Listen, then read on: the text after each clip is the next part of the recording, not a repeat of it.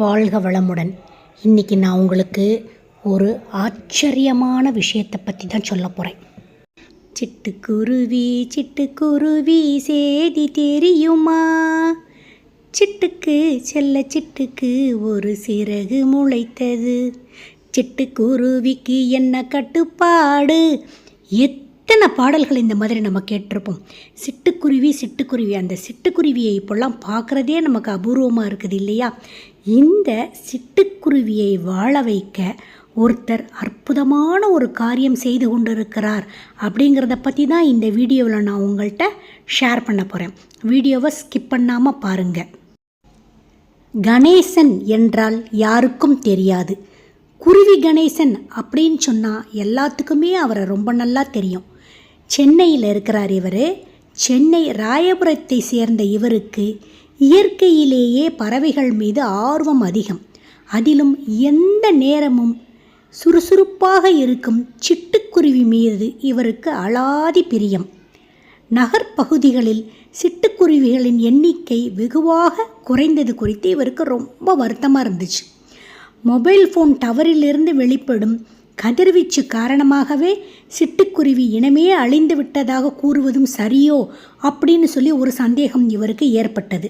ஆனால் அதே mobile phone டவர்கள் உள்ள சிற்றூர்கள் மற்றும் கிராமங்களில் சிட்டுக்குருவிகள் இருக்கவே அது மட்டும் காரணம் அல்ல அப்படின்னு சொல்லிட்டு இவர் கண்டுபிடிச்சார்.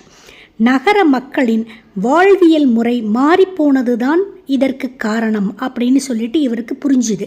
முன்பெல்லாம் சாப்பிட்டு முடித்து மீதமான சாதம் உள்ளிட்ட உணவுப் பொருட்களை வீட்டின் பின்புறம், புழக்கடை மற்றும் கிணற்றடியில் நாம் போடுவோம். அப்போது சிந்தும் உணவுப் பொருட்களை சிட்டுக்குருவிகள் வந்து கொத்தி தின்னும், காக்கைகள் வந்து கொத்தி தின்னும். அது மட்டுமல்ல, சிட்டுக்குருவிகள் வீட்டிற்குள் வந்து தோதான இடங்களில் கூடு கட்டி குஞ்சு பொரிக்கும். தற்போது இது எதற்கும் நகர்ப்புறங்களில் வாய்ப்பே இல்லாமல் போய்விட்டது.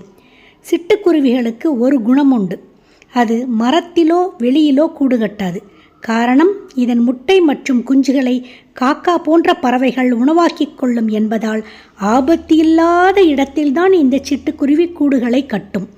ஒரு கூண்டை வடிவமைத்து அதை வீட்டில் தாழ்வாரம், வராண்டா போன்ற பாதுகாப்பான பகுதிகளில் வைத்துவிட்டால் போதும். குருவிகள் தானாகவே அந்த கூண்டுகளை தேடி வந்து அதில் தனக்கு தேவையான மரக்குச்சி, வைக்கோல், பஞ்சு ஆகியவற்றை சேகரித்து வைத்துவிடும். பிறகு முட்டையிட்டு குஞ்சு பொரித்து அது அதன் வாழ்க்கையை வாழ்ந்து கொள்ளும்.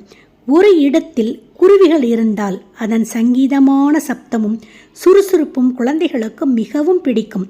பெரியவர்களுக்கும் அது சந்தோஷத்தை கொடுக்கும். இதை உணர்ந்து கணேசன் 100 ரூபாய் செலவில் ஒரு பிளைவுட் கூடு தயாரித்து தன் வீட்டில் வைத்தார். அடுத்த சில நாட்களிலேயே கூட்டில் குருவிகளின் சத்தம். அவருக்கு சந்தோஷம் தாங்க முடியல. சந்தோஷப்பட்ட அவர் மேலும் சில கூடுகளை தயாரித்து வீட்டின் பல்வேறு இடங்களில் வைத்தார். வைத்த இடங்களிலெல்லாம் சிட்டுக்குருவிகள் வந்தன.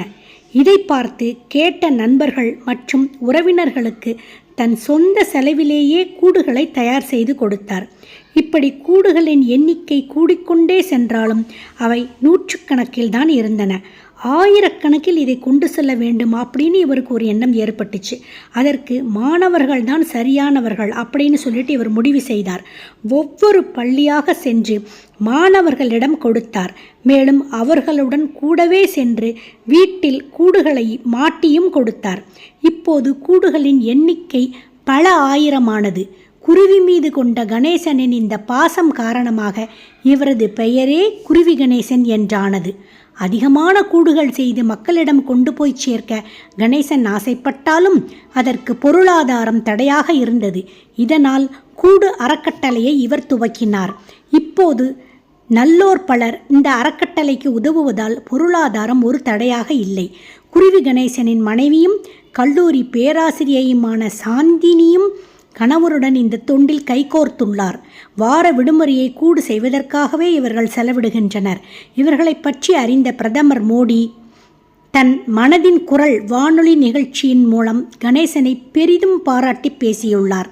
தொல்காப்பியத்தில் சிட்டுக்குருவிகளை பற்றி பாடப்பட்டுள்ளது. தன் கவிதைகளில் பல இடங்களில் பாடியுள்ளார் பாரதியார். சினிமாவில் நூற்றுக்கணக்கான பாடல்கள் சிட்டுக்குருவியை மையப்படுத்தி இடம்பெற்றுள்ளன. அணில், குருவி போன்றவை வீட்டில் கூடுகட்டினால் தெய்வீகத்தன்மை வளரும் என்பதுடன் அதிர்ஷ்டமும் அமையும் என்பது நம் முன்னோர் நம்பிக்கை. ஆகவே சிட்டுக்குருவிக்கு உங்கள் வீட்டில் அடைக்கலம் கொடுக்க இதுபோன்ற கூட்டை நீங்களே உருவாக்கி தாராளமாக உபயோகிக்கலாம். குருவி கணேசனுடன் பேசுவதற்கான மொபைல் எண் 9500699699. நீங்கள் அழைத்தவுடனே பேசவில்லை அப்படின்னா அவர் ஏதோ பணியில் இருக்கிறார் அப்படின்னு அர்த்தம். பேச வேண்டிய விஷயத்தை வாட்ஸ்அப் மூலம் நீங்கள் தகவலாக தந்து விட்டீங்கன்னா, காத்துக்கிட்டே இருந்தீங்கன்னா, அதற்கு பிறகு நேரம் ஒதுக்கி அவரே உங்களுடன் பேசுவார். உங்களுக்கும் இது மாதிரி கூடுகள் வேண்டுமென்றால் அவரை நீங்கள் தொடர்பு கொண்டு கூடுகளை தயாரித்து வாங்கிக் கொள்ளுங்கள். உங்கள் வீடுகளிலும் சிட்டுக்குருவி சத்தம் சங்கீதமாக ஒலிக்கும். அடுத்து ஒரு சூப்பரான பதிவில் உங்களை நான் சந்திக்கிறேன். அது வரைக்கும் காத்துக்கிட்டு இருங்க. டாடா, பாய்.